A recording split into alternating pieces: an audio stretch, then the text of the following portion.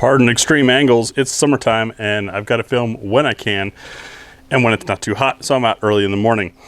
Got something a little different for you. If you've been with the channel, say 7 years or so, 8 years, you may remember that I used to compete and I used this Glock 34 for a while. When I was using it, I tried out a Lone Wolf barrel and I was very impressed with it. In fact, did something on the launch of these Alpha Wolf barrels way back when. Since then, there's been all kinds of story and stuff flying around the internet about problems with these barrels. And I just haven't felt that. I mean, I didn't experience that, so I figured, let's see what's up. So this is a brand new Alpha Wolf Glock 34 barrel that hasn't even been out of the box yet.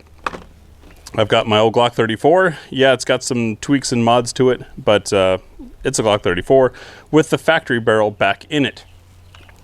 I want to see, how's this Alpha Wolf barrel do? We're going to do a what's for dinner test to make sure that it can chamber and run various loads. We're also going to chronograph it against the Glock barrel. And then when I went to find my factory Glock barrel, I dug out the packaging and realized that the old stainless barrel that I had been running was a Lone Wolf barrel. So this is a Lone Wolf barrel of a lower tier, if you will. It's not their Alpha Wolf. So let's compare against that. And I'm thinking we'll chronograph all three of these, and I'm going to group all three of these. Now, of course, there's lots of variables that go into how those groups turn out, but if I'm going to be shooting through a chronograph, I might as well group it, and we'll see how it does from there. That's what's coming up next on GBGuns. Thanks to our patrons and Ammo Squared supporters, it's everyone's favorite time, what's for dinner time. As I move past these, you'll see that we go from 65 grain up to 158 grain today. Each round having a different bullet profile. We've got different case materials, the ogives in different locations, different projectile types, quite a wide variety here. The objective is to see, what does the gun eat? Will it feed from slide lock, chamber another round of the same type, and will it lock open on empty? The third round's there to reduce variables. This is not a magazine test, it's a test of compatibility between the ammo and the gun. So it not working is not a fail of one or the other, merely the combination thereof. If you guys are curious about trying any of this stuff in your own gun, check out the link to the article over on gbgunsdepot.com. We link to this stuff where we can find it. Keep in mind, we've had some of this for So we've got a variety of rounds to see what runs. Got the target camera going. We are 7 yards away. Those are 2-inch circles. I haven't shot this gun in what feels like ages. It's an old Blue Line military law enforcement discount thing that I got while I was still active duty. And I'm curious what you guys think. It seems to me the quality of the finish was less on these than it is on the regular commercial ones. Anyways, first load, ARX Inceptor 65 grain. Really funky looking one. Probably should have dry fired this thing a couple times before shooting, huh?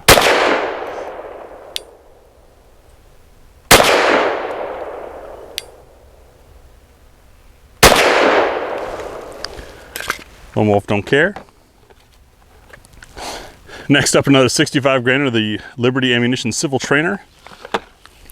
Advertised velocity of 1,700 feet per second, and the wasps are starting to come out. Is going to be significantly higher out of a barrel like this. The chronograph results should be interesting. Soft shooting.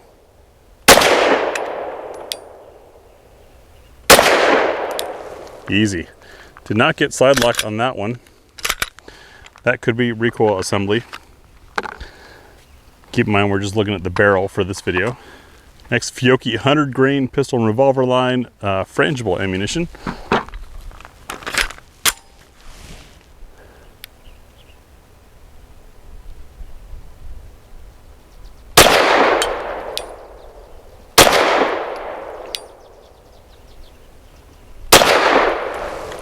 Funny story on this pistol as I go through these.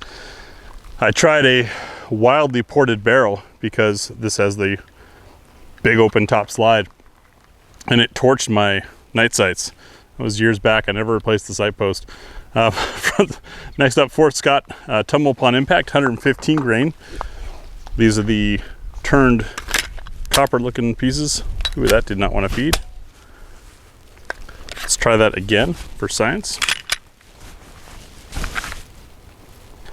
Make sure the load hasn't been stuffed back. It has not. We'll try this again. This is a factory Glock magazine, so it shouldn't be the magazine. Magazine all the way. Didn't quite want to feed this. Let's see if it'll cycle on its own. Nope. I could tell. So no go for your really extreme example, tumble upon impact ammunition. Probably not an issue for a Glock 34. Next, Blazer aluminum 115 grain. We use aluminum steel case because it's cheap. That's also why you guys buy it. It's cheaper to make, cheaper to sell, cheaper to buy. However, the different case material leads to more friction within the magazine, more friction going into and out of the chamber. They also expand and contract at a different rate than your conventional brass cases. So some guns and some barrels don't like them. Circle 5.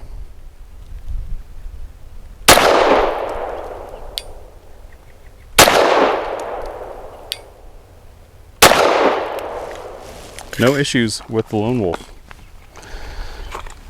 Next is a Wolf going in the Lone Wolf 115 grain steel case for circle 6.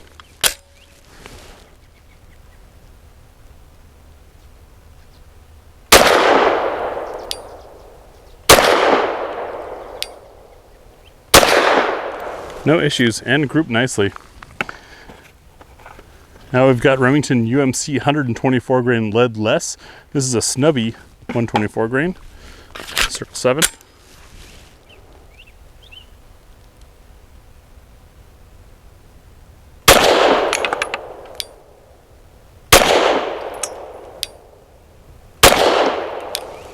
Cycled very softly.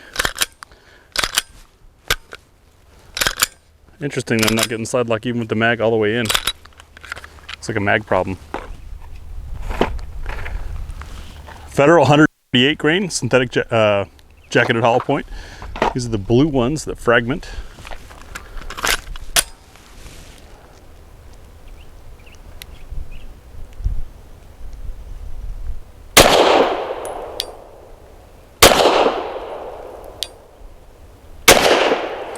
Love the reset on this trigger. This is the M Carbo trigger that we reviewed earlier. Federal Syntec 150 grain action pistol. Gamer load, probably most likely to be in a Glock 34. Snubby, these are super soft shooting. That's why the gamers like it.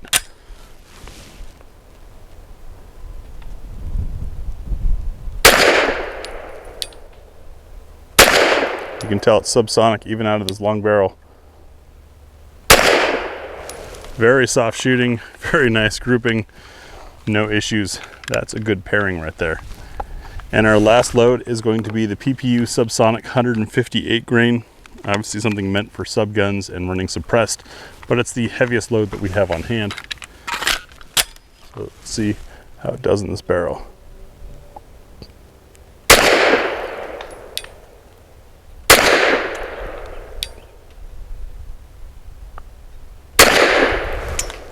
Nice. So as far as any complaints about what it'll eat, the only thing that we really saw was that Fort Scott 115 grain, which is really an oddly shaped bullet and shaped pretty much unlike anything else. Other than that, I don't see any feed issues going on here. Now let's check, see how that chamber fitment and all of those wonderful specs that of course you can see in the article on gbgunsdepot.com about the Alpha Wolf barrel. Does that make a difference with plain Jane ammo? And will I experience an accuracy difference? That one's a huge variable. That's totally shooter fault. Hopefully I have a good day here, but the chronograph should. Behold the Barrel Test 3000 setup. We've got 3 tripods going. I have 3 targets out there. I figure I'll put all 3 targets up so we can see them and compare against them evenly. And 3 barrels. I'm going to be using Winchester White Box just because it's common and it's what we have. 5 rounds of this ammunition through the factory barrel, 5 through the older Lone Wolf barrel, and 5 through the until today brand new Alpha Wolf barrel. See if we get different velocities or not. Make sure our target camera is playing along. Target camera is what used to be our primary camera, and as some of you noted in those videos, it started to have some personality, just like our chronograph, which, despite me putting it in feet per second, seems to want to be in Europe or the rest of the world and running metric. So I'll read the numbers as I can see them, and don't worry, once I get home I will convert them all. 1233, that is feet per second. 1224, 1219, 1231,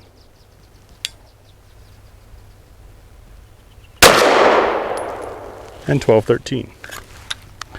Now to swap barrels and reload. Now I got my old base model Lone Wolf barrel in, 5 more rounds of Winchester White Box, and target camera is recording.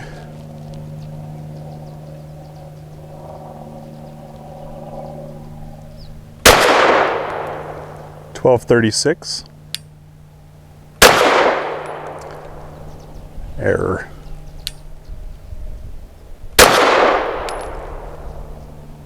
Error.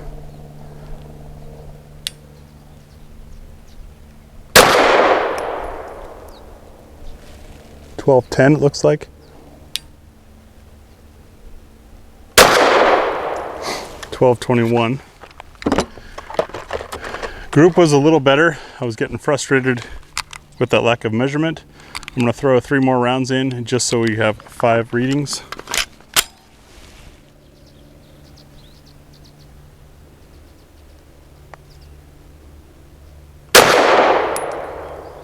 $12.01,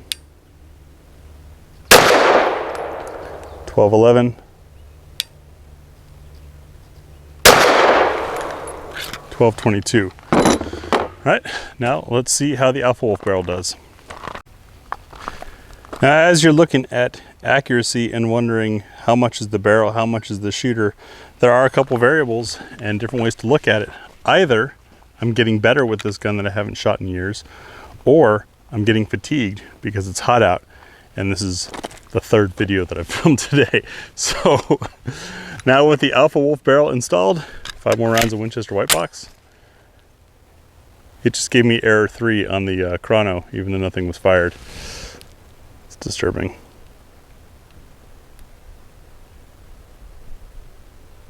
$11.78.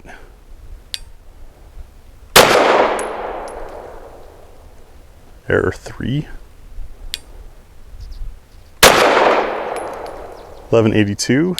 Let me fix that target.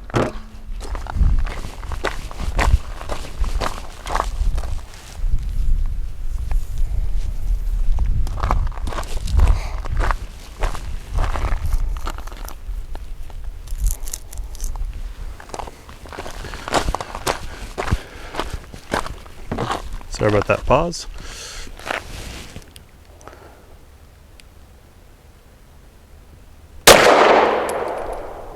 $11.73.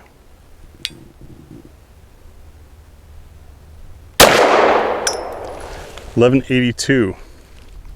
Now let's take a look at those groups. You guys are seeing the numbers on the screen. I can't calculate them here in my head. Do all that post and see if there's any real difference. And here we are. Top is your factory Gen 4 Glock 34 barrel. Bottom left is a basic Lone Wolf, now that has 3 extra shots in it because of the chrono errors. And bottom right is our Alpha Wolf barrel. Again, there are variables in what could be the results of this accuracy here. The only way to really test accuracy would be with a bench rest. However, I don't fire handguns from a bench rest. I shoot them as a handgun. So the reality, it looks like the Alpha Wolf barrel does provide some accuracy improvement as far as feedability and being able to run a variety of loads. The only thing that we saw not work was the extreme, and that was that tumble upon impact Fort Scott stuff, which I don't think many people are shooting anyways. Is the Alpha Wolf barrel a good barrel? I don't see why it isn't. I'm pretty impressed. It looks nice. The finish on it is nice. It runs everything and shoots well. What more do you want? Thanks for watching.